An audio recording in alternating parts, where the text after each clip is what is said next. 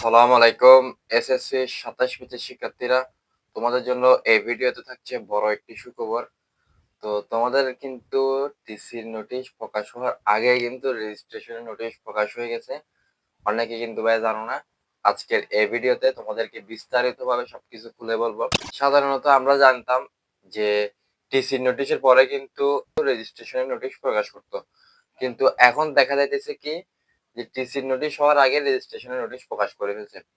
তো এখন অনেকে ভাই চিন্তা করতেছে যে আমি তো কলেজ ট্রান্সফার হয়ে অন্য কলেজে চলে যাবো। এখন আমি যে কলেজে আছি ওই কলেজে আমি রেজিস্ট্রেশন করবো না, কিন্তু আমি যে কলেজে যাবো ওই কলেজে গিয়ে রেজিস্ট্রেশনটা করবো। এরকম অনেকে চিন্তা করতেছে।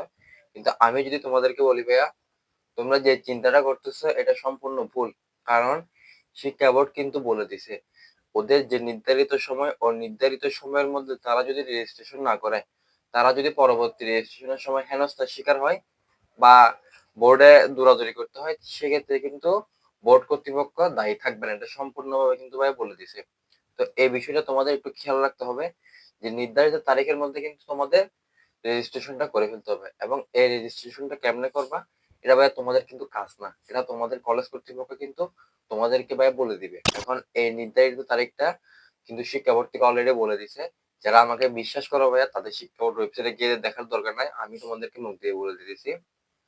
তারিখটা হইতেছে ২ তারিখ থেকে ১৬ তারিখ পর্যন্ত। এই ২ থেকে ১৬ তারিখ পর্যন্ত রেজিস্ট্রেশনের সময়টা চলবে। বুঝতে পারছো?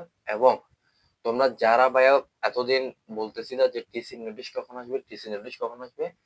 তো নভেম্বরের ২ থেকে ১৬ তারিখ পর্যন্ত যখন রেজিস্ট্রেশনটা হয়ে যাবে, এর ১ মাস পরে হয়তোবা ডিসেম্বরের শেষের দিকে অথবা জানুয়ারির ১ম দিকে কিন্তু টিসি নোটিশটা ভাই শুরু হয়ে যাবে। বুঝতে পারছো? আজকের ভিডিওটা এতটুকুই। বিস্তারিত যদি কোনো কিছু জানতে চাও তাহলে ভিডিওর নিচে অবশ্যই কমেন্ট বক্সে বলতে পারো। আসসালামু আলাইকুম।